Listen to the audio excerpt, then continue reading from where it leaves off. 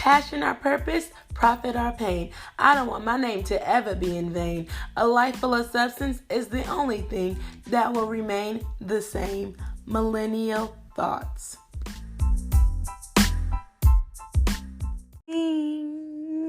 Mondays. Hopefully I don't get copyrighted. If you know, you know. But welcome back to the relocation series on Millennial Thoughts. It's your girl Alicia, the one and the only, period. I'm just playing. But thank you all for joining and tuning back into this series. So the last episode isn't doing too well. So in due time, please share with the relocators, okay? And if you ain't listened to it, please go back and listen to it after this episode, okay? But by the title, you already know that we will be talking about adjusting to a new city. And boy, does it take some time. I really want to focus on adjusting to a new city when it comes to building community, finding friends, finding a church, finding mentors, and different community organizations that you would want to, be a part of and different things like that. So, yes, it definitely takes time to adjust to a new city. So I'm here with the tips to help you adjust a little more smoothly when it comes to building community, okay? I have 4 things that I'm going to recommend. I think that's just going to be my number because last episode I did 4 things too. So yeah, that could just be something I do with the series. But before we get started, I am going to give y'all just a piece of advice before I get into the 4, tips. So before the first one, try to just learn the city, y'all. Like, give yourself time to, find you a new hairstylist, find you a nail shop, and even the gym. I don't know if you have Planet Fitness. I know you can go to different ones, but if you don't have Planet Fitness and you have some other one that was just in your old city, like, find time to be able to go if that's what you like to do. Go around, see the gyms, and just learn about memberships and stuff like that. I know that's really big for some people. Try your favorite places. Go see if you can, look at some restaurants, see like where the Walmart at, the Kroger or the Target, the Whole Foods, people be bougie out here, okay? The Trader Joe's, they say they love the Trader Joe's. So just like get used to finding your favorite places to shop, so that you can get into your routine. And then also look up events on Eventbrite that interest you, and then you can go there and start to meet like-minded people. But you can also go and try to figure out the city, see how long it takes you to get different places and stuff like that. Really also what helped me get to know the city was driving Lyft and Uber. So I'm not trying to tell y'all to do that. But I did like Shipt and Instacart. So that really helped me figure out the different places around the city, restaurants and stuff like that to go to. So if you need some extra money and you want to get to know your city, you should definitely try that. I moved during the pandemic, so it was really kind of hard. On my last episode, I told y'all that I worked a lot, so I was getting adjusted to working 2 jobs. Ooh, it was a lot. So I didn't really have that much time to have fun, But then, thankful, okay, that next year, I didn't have to work 2 jobs. I just got 1 job and I was able to pay my bills. So shout out to who? To God. So yeah. But after you get yourself adjusted, that could take like a month or 2, even 3 months. Then you can start meeting your people, okay? So the first place that I would suggest is to find friends. Join Facebook groups, meetup groups. If you want, you can hang out with coworkers. I know some people are really finicky about that. I personally hang out with some coworkers sometimes, not like all the time, but some of them are cool. Some coworkers can stab you in the back. So, yeah, you just got to kind of be mindful about that. But going to the gym can also help you find friends if you're going to the same class as people or if you see people the same time. I went to the gym one time in the morning. I met this lady, she kept talking to me, and so we cool, but baby, she don't be seeing me anymore no more, girl, because I be going in the evenings, doing this, doing that. But I mean, she's an older lady. She was really, really nice though. But sometimes with that, you can find friends there as well, and that's kind of cool because y'all can try to, work out together and different things like that. You can also try to get involved in your community and whatever causes you may like, whether it's working with children, social justice, reading to children, or even being a part of a book club, or gardening. People like to be outside, hiking, different things like that. That can be a great way to meet like-minded individuals.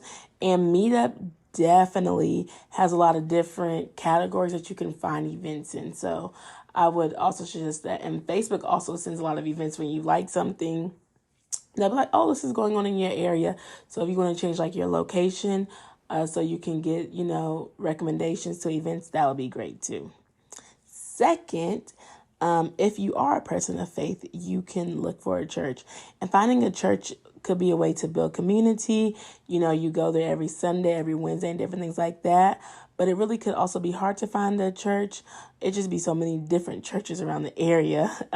So what I did when I moved, I just started looking online. I would hear about churches, or if I would see about churches, but baby, Atlanta, okay, as far as, so churches be 30 minutes away and stuff like that. And not that I don't want to drive 30 minutes. For real, it is kind of long to me. But I would just go and visit them and see what their online service looked like. Listen to the singing, listen to the preaching, see what they talk about, see if they have events and different things like that. So that is kind of what I did. And then if I liked it, I went in person. So it can be kind of hard. But if you go to events and different things like that, you can try to meet different people. I know some churches are doing small groups a lot now. They're bringing Bible study, and they're doing more in-person events. If you feel like you do better going in person than virtually, you can also try that too.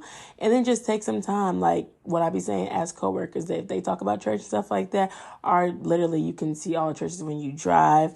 And then don't feel bad. Like if you want to still, stay at your home church that you're going to, if they have a virtual option, stay there and then just join online when you can. So you don't have to find a church, but this is just a different way to find community, to find like-minded people, and to do things that are, a part of what you want to do. If you want to grow in God, if you want to meet people that are still like on the same path as you and stuff like that, I feel like that is a good way to build community. Thirdly, would be finding a mentor. So finding a mentor for me was really, really great. I really found it valuable. They can help you build your professional network. It may not be someone in your city though, but you can find someone online through Facebook, or they could just be, virtual, and they could be in another state. But having that person to be able to talk to about life and career options is really, really great. You can also look on LinkedIn, possibly someone at your job if you feel comfortable. Like I said, I know when I was looking for a mentor in my field, I got 2 from a Facebook group that were offering mentorships for the industry that I was in. So if you have some Facebook groups, I know like social workers and stuff like that, they have a lot of Facebook groups. So if you go in there, they might say who wants to be a mentee, and you can find a mentor in those type of groups. I would also suggest that looking into professional organizations as well that provide mentorships. No free promo, but also I can't really think of all the professional organizations. But if you feel that there is one that focuses on community service, if you feel like there's one for empowerment for women or men or different things like that, definitely check those out to see if they have mentorship programs. I know I am looking into some as well locally to just find mentors here in the area that I am, because my mentors are not here where I'm at. And if you feel comfortable with someone at your job, you can ask, but I would just tread lightly and watch them and see what they do. I know someone said that they have a mentor at their job. They're helping them with like finances and different things like that. I don't know if that could be sticky or not, but also seeing what their goals are and seeing how they work on the job. And if that's someone that you really admire, be like, oh, I would love to be like that person. And some people don't like to help. So you just kind of really got to like be open, okay? And kind of just like watch and see. But I'm not saying not to do it. But finding mentors is hard. And I would say that I do still meet with my mentor. We talk about finances and jobs. She sends me podcasts and sometimes listens to mine. Yes, shout out to her, period. So you want to think about what you need from a mentor and what you would want as well, because needs and wants are different. If it's a career, if it's life, or if it's both. You can also have more than one as well. So you can have one that's in another city. You can have one in your city.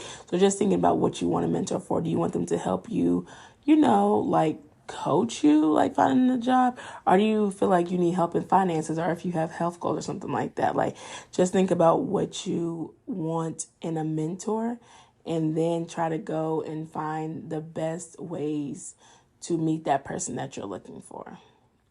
Last but not least, community organizations such as volunteering at homeless shelters or nonprofits, joining things like the NAACP, Big Brother, Big Sister, being a mentor, or just being active in your community. Your city also may have specific organizations dedicated to it as well. So I would just say look up orgs around you, or even asking people could be great. Like I said, asking your coworkers, your boss, different people, even your apartment complex. They really might know places if you live in an apartment. Now, if you live in a house, I don't know if you have a landlord, different things like that. You can just ask people, and they can help you as well. I know a lot of people do like the fitness thing. So if you're looking to run 5Ks, you can find people to do that. But, do it because you like working with kids, you like giving back, or just helping in general. Don't feel like you have to be a part of your community because you just have to do it. Like, do things that you want to do, that you feel led to do. I don't want to be out here like, oh, you got to do this, you got to do that. Because everybody doesn't feel led to be a part of the community. Everybody doesn't feel led to, be involved and give back and stuff like that. So do what you feel like you want to do. But there is plenty to do depending on what city you're in. And also, you could just find a hobby. You could just like to read. You could really just like to watch TV. You could just like to just go and ride your bike. So if that's something that you feel like you want to do that. I feel like I should add this as well. We don't really have hobbies as millennials. I don't think so. Like, I'm like, oh, what's a hobby? Every hobby that I feel like we have, we always have to monetize it because, capitalism is real. And not saying that that's a bad thing, but really, like, do you know what your hobbies are? Even if you are a homebody. So if you have this time to really adjust, think about what you like to do. If you like to go to coffee shops, if you like to go to the movies or something like that, you could really just be by yourself. You could have wine nights in your apartment, and also sometimes the bougie apartments, okay, they be having events and stuff like that. I know my apartment complex is actually having like a party as well. So sometimes the apartment complex have parties. My friend told me that her apartment complex has food trucks. So like also you can maybe find people at these events and just look at it as a networking event. And also don't forget to go to networking events, that you feel like are interesting to you, so that you can meet some more people. So yeah, that is my tips as well. And of course, I do live in Atlanta. So if you are moving to Atlanta, or even, in the ATL for just a little bit, or know a friend that is moving to Atlanta, and want to build your community, I am going to link some Facebook groups that you can join in the show notes, but I'm going to name them for you all as well, okay? But they all have different audiences, so tread lightly when you go up in there. Don't be trying to blame me, okay, about what I told you to join. I'm just letting y'all know. So, Black Women of Atlanta. Now, this one is mine, y'all. You could join this one if you're a Black woman of Atlanta and you like to do different things, creative, arts, have fun, just meet some people. It's been pretty quiet lately, though, because I've been busy and doing a lot. And I don't really like to pull teeth to get people to do things as well. But y'all could check it out if y'all going to come down here. Last year, I know I did a friend miss. We did gifts and stuff like that. And I just post different events and stuff to go see if people want to join me or not as well. There's an Atlanta Friends Black Single Millennial and the Greed. That's a long one, but the link is down below. They just had a friend miss. They do different events every month. They host a lot of events. If you're interested in outdoors, if you're interested in happy hours, like whatever you're interested in, you might can find something as well. Friends in Atlanta, that is kind of like a all women's group. Oh, Atlanta Friends Black Single Millennial Degree is a co-ed group. So find your man. I'm just playing. Or your woman, okay? Friends in Atlanta is more of a women's group, and that's people who have relocated, and they talk about different things all day long, okay? Sometimes you just gotta mute that group, but it's people wanting to go to the club, wanting to go to happy hour, different things like that. I would say it's more of a younger crowd, so if that's not what you're interested in, then it might not be for you. Atlanta Social Club, that is, I would say, more of a mature crowd.